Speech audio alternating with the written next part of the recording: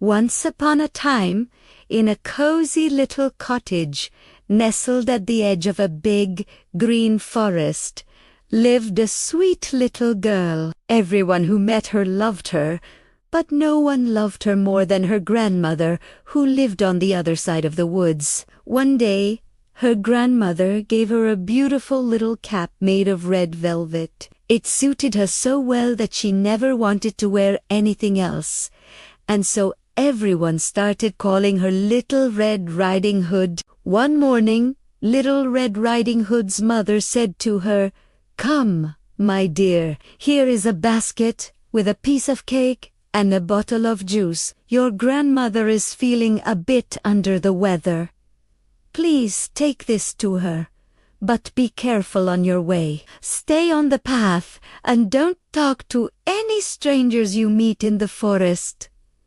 Little Red Riding Hood promised her mother she would be very careful. She gave her mother a big hug, picked up the basket, and set off on her journey. The sun was shining brightly, and birds were singing cheerful songs in the trees. The forest was full of colorful flowers and buzzing bees. Little Red Riding Hood walked along, humming a happy tune. It was such a beautiful day. She almost forgot her mother's warning. As she skipped down the path, a big gray wolf with clever, twinkling eyes stepped out from behind a tree. "Good morning, Little Red Riding Hood," he said in a friendly voice. Little Red Riding Hood, not knowing how cunning wolves could be, wasn't scared at all. "Good morning to you too, Mr. Wolf," she replied politely. "And where are you off to so early in the morning?" asked the wolf, his tail wagging slowly. "I'm on my way to my grandmother's house," she explained. "She's not feeling very well, so I'm bringing her some cake and juice to help her feel better." "How wonderful," sighed Daywolf. "And where does your grandmother live?" Little Red Riding Hood, forgetting her promise, pointed with her finger. "Oh, her cottage is just a little further into the woods, under the 3 big oak trees. You can't miss it." The wolf's eyes twinkled even more. He thought to himself, "This little girl looks tender and sweet. What a delicious treat she would be. And her grandmother might be even tastier." But he kept his thoughts to himself and smiled a wide, toothy smile. "Listen, Little Red Riding Hood," he said. "Look at all the pretty flowers growing all around you. Why don't you pick a lovely bouquet for your grandmother? I'm sure it would make her smile." Little Red Riding Hood looked around. The wolf was right. There were yellow buttercups, bluebells, and pink daisies everywhere. She thought a bouquet of fresh flowers would be a wonderful gift for Grandma. So she stepped off the path and began to pick the prettiest flowers she could find. Each time she picked one, she saw an even prettier one a little further away, and so she went deeper and deeper into the forest, completely forgetting about the time and her promise to stay on the path. Meanwhile, the clever wolf didn't waste a single moment. He ran straight to the grandmother's house as fast as his legs could carry him. When he got there, he knocked on the door. Tap, tap, tap, tap. "Who's there?" called the grandmother from her bed. The wolf disguised his voice to sound sweet and small, just like Little Red Riding Hood. "It's me, Little Red Riding Hood," he squeaked. "I've brought you some cake and juice." "Oh, how lovely," said the grandmother. "I'm too weak to get up. Just lift the latch, my dear. The door is unlocked." The wolf lifted the latch. The door swung open, and without saying a word, he went straight to the grandmother's bed and gobble, gobble.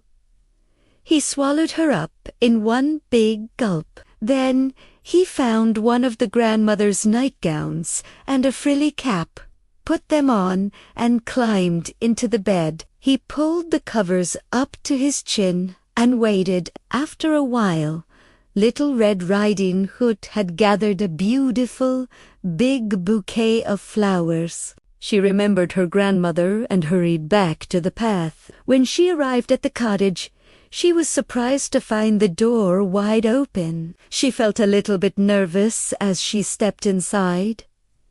"Good morning," she called out, but nobody answered.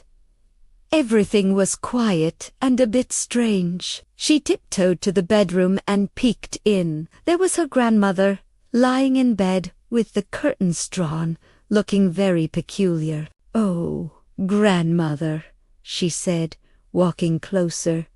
"What big ears you have! All the better to hear you with, my dear," the wolf replied in a scratchy voice. "Oh, grandmother, what big eyes you have," she said. "All the better to see you with, my dear," said the wolf. "But, grandmother," Little Red Riding Hood continued, getting a little closer still, "what big hands you have! All the better to hug you with, my dear," the wolf growled. "Oh, grandmother, what a terribly big mouth you have," she whispered, now very frightened. "All the better to eat you with," roared the wolf. And with one huge leap, he jumped out of the bed and gobble, gobble. He swallowed poor Little Red Riding Hood right up. With his tummy full from such a big meal, the wolf felt very sleepy. He climbed back into the grandmother's bed, lay down, and soon began to snore very, very loudly. His snores were so loud that they rumbled through the whole cottage. Just then, a friendly woodsman was passing by the cottage. He heard the loud snoring and thought, "My goodness, the old lady is snoring awfully loud. I'd better check to see if she is all right." So the woodsman went inside and into the bedroom. And what did he find? Not the grandmother, but the big gray wolf, fast asleep in her bed. "Aha!" the woodsman whispered to himself. "So here you are, you old rascal. I've been looking for you." He knew exactly what he had to do. He carefully took a pair of scissors and snipped open the sleeping wolf's big, round tummy. Snip, snip, snip, and who do you think popped out first? Little Red Riding Hood. And right after her, out came the grandmother, both safe and sound. They were a bit squashed, but very happy to be free. Little Red Riding Hood ran to the woodsman and gave him a huge thank you hug. Then they all had a clever idea. They went outside and gathered some big, heavy stones. They filled the wolf's tummy with the stones, and the grandmother neatly sewed it back up. When the wolf finally woke up, he felt terribly thirsty, and his tummy was so heavy. He stumbled outside to the well to get a drink of water, but the stones were so heavy that he lost his balance, toppled over, and fell right in. Splash! And that was the end of the big, bad wolf. Little Red Riding Hood, her grandmother, and the kind woodsman were overjoyed. They went back inside the cottage and shared the delicious cake and juice that Little Red Riding Hood had brought, and from that day on, Little Red Riding Hood never, ever forgot her mother's words. She always stayed on the path and never spoke to strangers in the woods again, and they all lived happily ever after. Thanks for watching our story. If you liked it, don't forget to hit the like button and subscribe for more fun adventures. See you next time.